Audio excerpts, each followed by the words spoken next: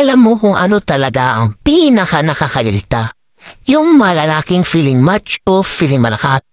Pero ang kaya ng patubayin ay yung babae na alam naman nilang physically manina.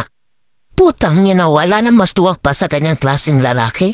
Kung ang sukatan ng pagiging lalaki mo ay kung gaano kalakas ang sampal o suntok mo sa baba, hindi ka lalaki. Gago ka, duwag ka at wala kang kwentang tao. Mabunga nga daw ang babae at hindi niya na matiis. So, anong silbi ng utak mo kung hindi mo alam i-process yung bunganga? Ang tanging sagot mo lang ba talaga sa bawat sigaw, sa bawat reklamo, sa bawat sermon, ay pisikal na pananakit? Napaka-primitive mo. As in parang wala kang pinag-aralan. Parang hayop na kapag na-trigger, atake agad. Hindi excuse ang bunganga. Hindi excuse ang init ng ulo ng baba. Hindi excuse ang pagiging pikon mo. Kasi kung talagang lalaki ka, dapat alam mong kontrolin sarili mo.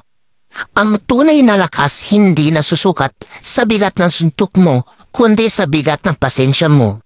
Kung wala kang pasensya, wala kang madisiplina, at ang tingin mo sa relasyon ay boxing ring, hindi ka boyfriend, hindi ka asawa. Ikaw yung problema. Nakakagigil kasi sobrang dami pa rin ganyang lalaki. Yung tipong, kasi babae yan, mahina, kaya kong patubmahin anytime. Tangina, kung kaya mo talagang patunayan na malakas ka, bakit hindi ka makipagbabahan sa kapwa mong lalaki? Kasi alam mong doon, masusiklian ka. Alam mong doon, ikaw yung mabibigwasan. Kaya ang ending, yung mahina, yung walang laban, yung baba, yun ang pinupuntirya mo. At saka huwag mo sabihing mahal mo yung babaeng sinasaktan mo. Hindi pagmamahal ang pananakit. Hindi pagmamahal ang pagpipilit na manahimik siya gamit ang kamao mo. Ang tawag doon, control. Ang tawag doon, abuso. At kung kaya mong gawin yun, hindi lang babaeng wala kang respeto, pati sarili mo, tinapon mo na. Kung tutuusin, tao din yung baba.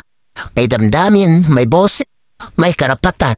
Hindi porket ikaw lalaki, may automatic license ka na para manakit. Respeto, basic yan, hindi yan pabo na ipinibigay mo kung trip mo lang. At lalong hindi yan option na pwedeng tanggalin kung mainit ulo mo. Kung hindi mo kaya respetong baba, hindi ka dapat na si relasyon. Simple as that. Tama na, yung iba pa mayabang pa. Nagkukwento na sinaktan nila partner nila kasi napuno na sila. Aba, parang proud pa sa kababuyan. At sa lahat ng lalaking nanonood nito na guilty, eto tanong. Anong pakiramdam? Anong pakiramdam na yung lakas mo, kinagamit mo hindi para magtabaho ng marangal, hindi para protektahan yung mahal mo, kundi para ipakita lang na ikaw ang mas mataas. Tangin na, yung hierarchy ang trip mo. Bumili ka ng as, pero huwag mong gawing punching back yung taong mo nagmahal sa'yo. Walang babae ang deserving ng pananakit. Kahit gaano pa siya kabungangira, kahit gaano pa siya kainit ulo, kahit gaano pa siya kadrama sa buhay. Kasi kung yan ang sukatan, edi lahat ng lalaki na may jowa dapat nananakit na. Hindi. Bakit? Kasi yung may matinong utak, marunong magtiis, marunong dumiskarte ng mas maayos kaysa manakit. At sa mga lalaki namang hindi nananakit at marunong rumespeto, saludo ako sa inyo. Kasi kayo yung totoong malakas, kayo yung totoong malalaki. Hindi yung ang yabang online, ang tapang sa alak, pero pagdating sa girlfriend, suntok agad. Ang irony, no? Hindi rin ito simpleng away magjowa lang. Abuse yan, violence yan. At ikaw, lalaki ka mo nananakit, tandaan mo, bawat kalos na nilalagay mo sa katawan ng babae, marka yan ng kahinaan mo, hindi ng lakas. Ang lakas hindi nakikita sa kamao. Ang lakas nakikita sa pagpigit, sa respeto, sa proteksyon.